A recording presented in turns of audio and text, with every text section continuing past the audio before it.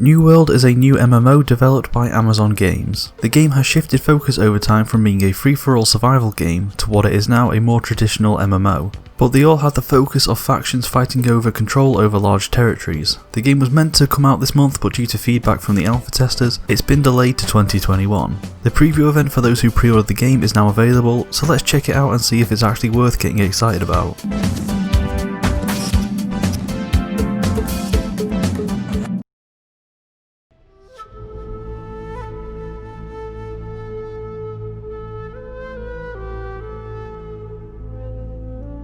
The game starts with you setting sail to an island, inevitably getting twatted by a giant monster, and waking up on the shores of an island fighting spooky monsters. From here you follow a general tutorial, going through the motions, learning the various systems of the game. The world itself looks really good. I find that when MMOs try to look really pretty, they mostly go too far and just go mental with the bloom, lighting and shine, but New World actually looks really nice. The atmosphere of walking around this new game just brings back memories of running around on RuneScape with hordes of newbies in the starting area doing their thing. The sounds of fighting and people chopping trees is really awesome for this too. It makes the game feel alive and that everyone is doing something.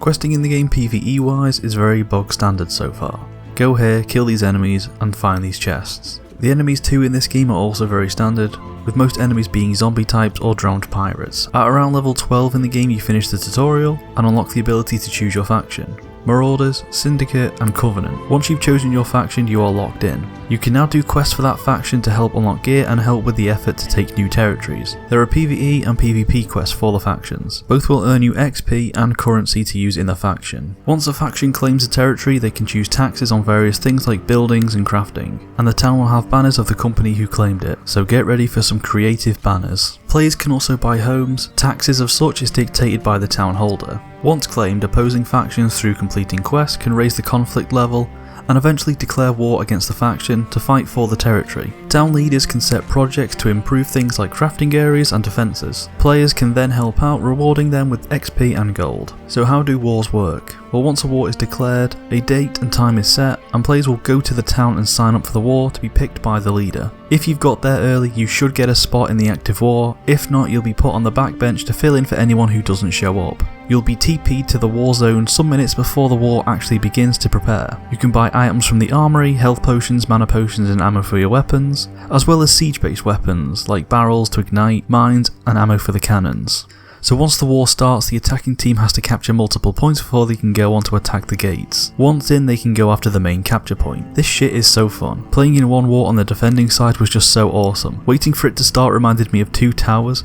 The hype waiting for it to start to defend our territory was awesome. The war itself was a blast to play. I, as a low level player, spent most of my time in support, using the cannons, planting traps, and using my gun on the walls. I also tried some really sneaky maneuvers that really didn't pan out.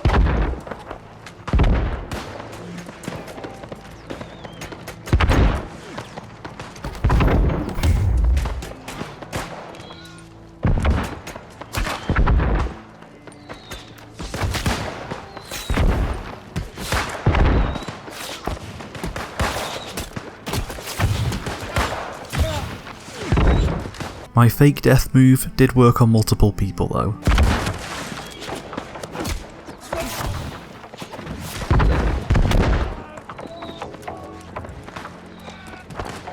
The music for the build-up was also very awesome. Luckily we won, so we kept our territory. I don't think we as individuals got any rewards like XP or gold, but just being in the fight was really fun. The combat in the game is very much Dark Souls ESO inspired, with blocking, dodge rolling and abilities. It feels quite fun to be in combat. Stagger seems to be really prominent if you don't block an attack, which can lock you into getting pounded sometimes. Abilities are fun to use and have awesome sound. Each weapon has its own upgrade tree. The more you use a weapon, the more you'll gain XP for it and unlock skill points for it. The game has a small selection of weapons at the moment: swords, hatchets, two-handed hammers being the melee weapons, fire and life staff being the magic based weapons, and a musket and bow and arrow for your ranged fighting. My personal favourite, and I think a lot of other people's, is the hatchet, with it being very fast and having passive abilities that heal you when you get a kill. You can also just chuck it at people too. I've used all the weapons in the game and all of them are really fun to use. I've not played a ton of PvP other than the wars, so I can't see if they are all super viable. Speaking of PvP, by default you are not in PvP mode. You go to a town and enable PvP, so when you leave the town you'll have a bit of a safety period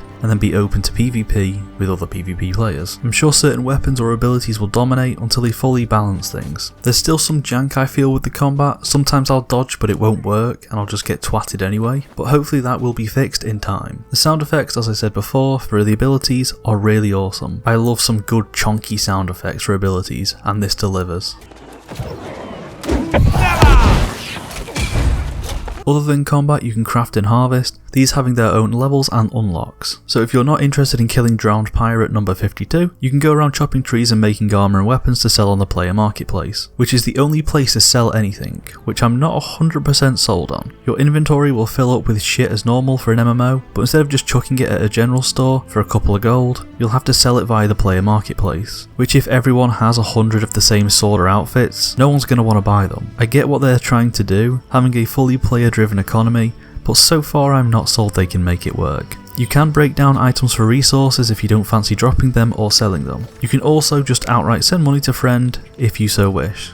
It's a small thing, but it's nice. So now to talk about some of the problems. Character creator so far is quite lacking in my opinion, and also really fucking annoying to use. You'll be choosing a face and they'll be changing hair and skin colour, and it's just weird. Optimization is also a problem I'm personally finding. I know some people with god PCs or just lucky folk may be good. Personally, I just get a lot of frame drops in towns where everyone is piling up, which I suppose is understandable but nonetheless annoying. Outside of towns it depends what's going on, but the FPS does dip sometimes. Sound also vanishes on the occasion, then just comes back all at once for some cheeky ear rape. And also, maybe not a major problem, but remember those rows of fireplaces in RuneScape? Well, they are here too, because lazy cunts can't venture out to put their tents down. It really ruins my immersion when the gates of the town are swarmed by fireplaces. Fast travel is also annoying. You can set an inn as a recall point, but you do that much travelling around from area to area, it gets very walking simulatory. You'll just turn on auto run and play on Twitter, hardly engaging gameplay. Once you've discovered a town you can teleport to it for a small fee of some odd item that you get from defeating tough enemies, so it's not as easy as just paying a couple gold to teleport to somewhere you need to be. A possible problem for the future of this game being so PvP and player based is a faction getting a ton more players and just dominating the map, or the opposite, no one plays so the whole player driven experience goes down the shitter. The game also feels really early access. I know it's a preview event, but the game was meant to have been released now. It just has that feel that something is missing. And there may well be huge parts of the game that aren't in this preview, but a preview event to me is going, right, this is what we've got, this is what the game is going to be.